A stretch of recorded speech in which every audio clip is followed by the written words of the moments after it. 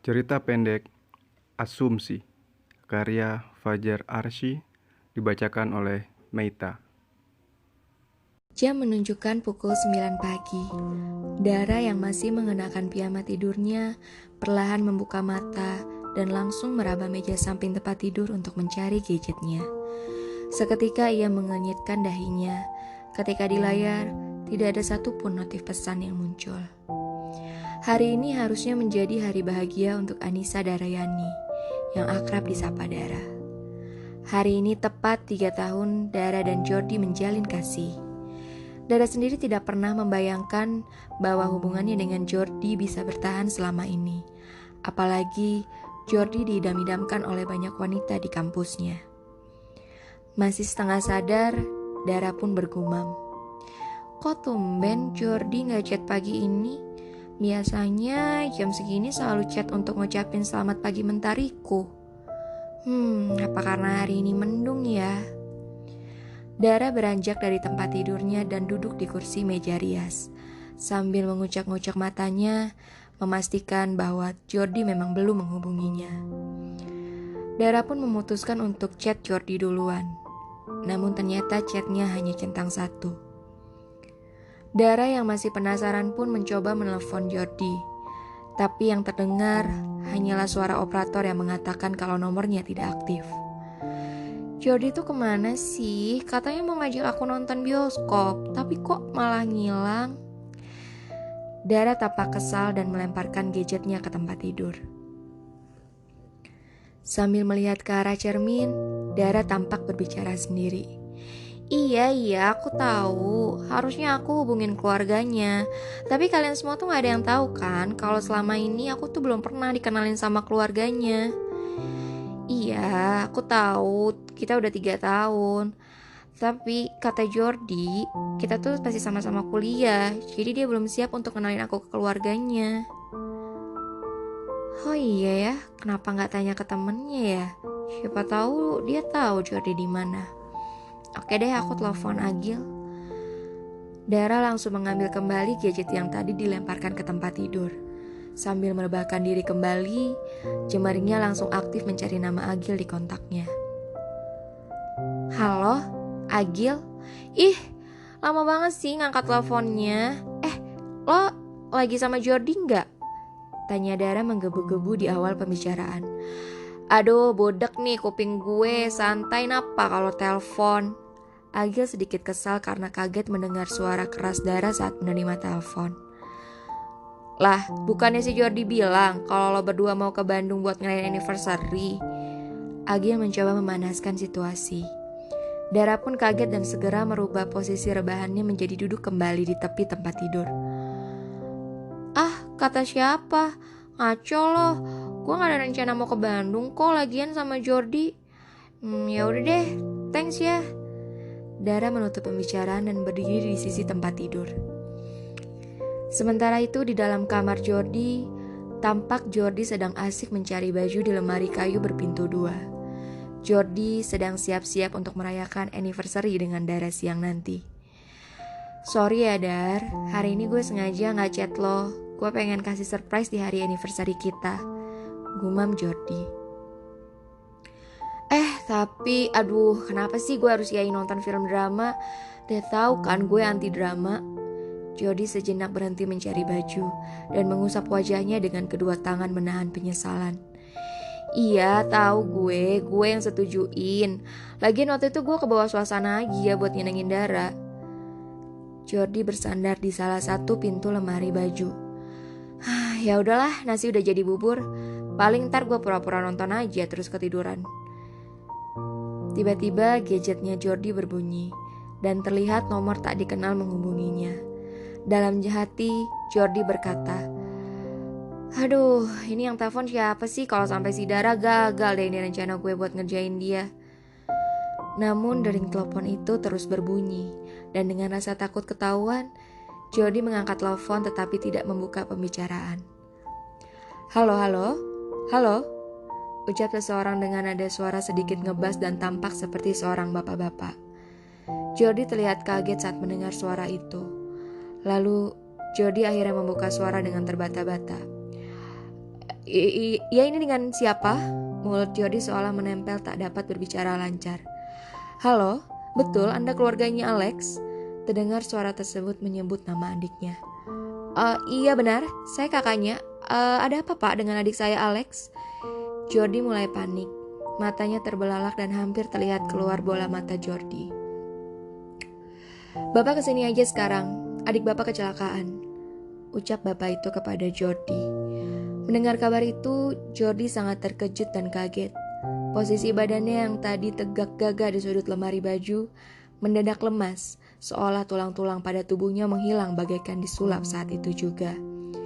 Suara dari telepon masih berbunyi, namun Jordi tak menghiraukan. Jordi terdiam sejenak, tubuhnya lemas, kakinya terasa sangat dingin seolah sedang berjalan di atas es. Bibirnya terlihat bergetar, seperti ingin berbicara namun tak dapat mengeluarkan suara. Genggaman gadget pada tangan kanannya pun perlahan terlepas dan terjatuh ke lantai. Air mata Jordi turun di kedua sudut mata. Ia menyesali dirinya. Harusnya gue hari ini pergi bareng adik gue untuk ibadah. Jordi tak kuat menahan tangisnya dan menyesali perbuatannya. Setelah beberapa detik Jordi terdiam, akhirnya Jordi mencoba untuk bangkit dan bergegas menuju rumah sakit. Jordi melemparkan gadgetnya ke atas kasur, kemudian ia segera menuju kamar mandi untuk membersihkan diri. Kemudian setelah selesai mandi, Jordi terlihat sangat terburu-buru dalam memakai baju. Ditariknya dengan asal baju untuk dipakainya, dan bajunya pun berantakan jatuh ke bawah lantai. Jordi langsung mengambil tas lempang kecilnya. Ia segera berlari menuju garasi mengambil motor Vespa miliknya menuju rumah sakit. Sementara itu, Dara yang masih mengenakan piyamanya dan masih belum beranjak dari tempat tidurnya, semakin kesal karena sudah 3 jam tidak ada kabar dari Jordi. Enggak mungkin Jordi macam-macam. Aku percaya banget sama Jordi. Dara berjalan ke sana kemari mencoba meredam semua asumsi buruknya. Please, semua yang kalian bilang itu gak bener. Apa? Sengaja? Enggak. Selama 3 tahun ini tuh Jordi gak pernah gitu.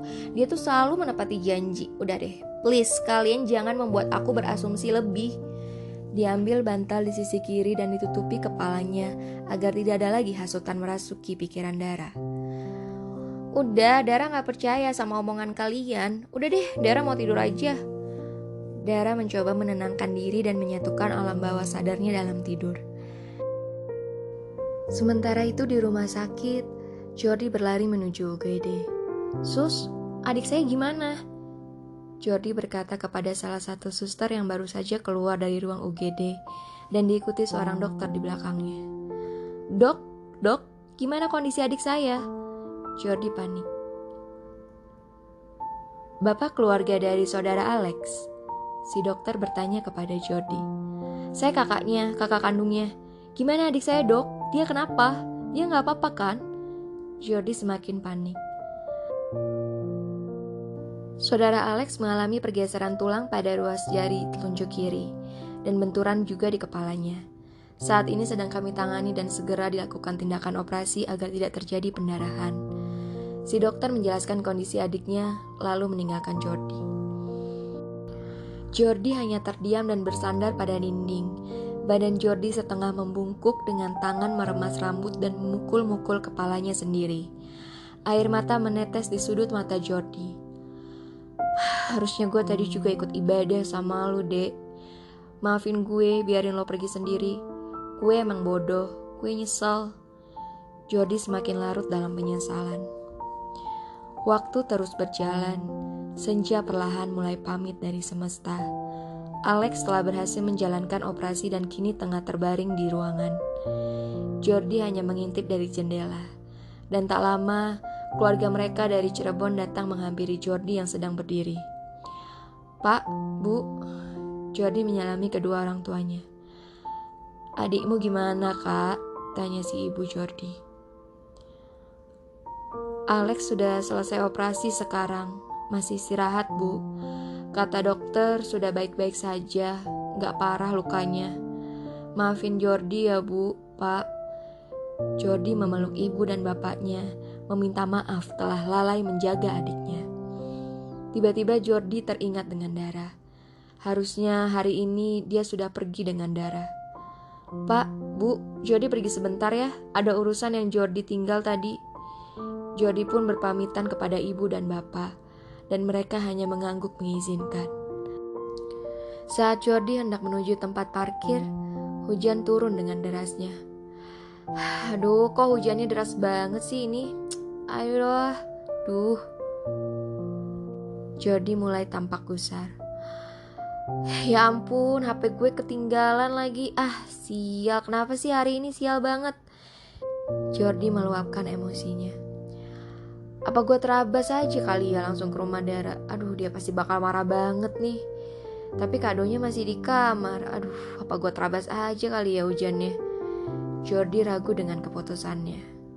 Beberapa waktu kemudian, terdengar suara deru motor berhenti di depan rumah Dara. Dara yang masih dalam posisi tidur menggunakan piyama perlahan terbangun. Kayak suara motor ya," iri Dara setengah sadar. "Hah? Jangan-jangan itu Jordi. Aduh, gue belum mandi lagi. Aduh, gimana nih? Bentar ya, Jo. Aku mandi dulu nih 5 menit ya." Dara pun bergegas mandi, kemudian dia make up seadanya. Setelah dirasa cukup rapi, Dara pun segera turun ke bawah menuju teras rumahnya. "Elo, Gil." Dara kaget saat mengetahui yang duduk di atas motor adalah Agil. "Hai Ra, iya nih, kebetulan gue lewat sini terus pas banget azan maghrib, jadi mampir bentar deh." Ucap Agil. "Oh, gitu. Ya udah deh, masuk. Nggak enak nih di luar dilihat tetangga." Dara dengan terpaksa mengajak masuk Agil. "Oh iya Ra, gue numpang sholat bentar, boleh ya?" "Iya boleh." Dara mengiyakan, lalu mengantarkan Agil ke ruang mushola keluarga di dekat ruang tamu. Tak lama kemudian, Jordi tiba di rumah Dara. Ia melihat sepeda motor yang terparkir di depan rumah Dara. "Lah, kok gue kayak kenal motornya ya?" Jordi melajukan perlahan Vespa-nya mendekati motor itu. "Oh, jadi gitu." Jordi hanya melewati rumah Dara dan memperhatikan motor Agil, sahabat baiknya. Lalu samar-samar dari balik pagar rumah Dara, terlihat Dara sedang berjalan ke dalam bersama Agil. Jordi pun segera melemparkan kado yang dibawanya ke tempat sampah rumah Dara. Sebelum bersiap meninggalkan rumah Dara, Jordi sempat mengambil gadget dari kantong celananya. Kemudian terlihat ada notifikasi pesan baru dari Dara. "Jordi, sorry, kita putus aja ya. Thank you untuk 3 tahun ini. Aku baru sadar hubungan beda keyakinan itu sulit.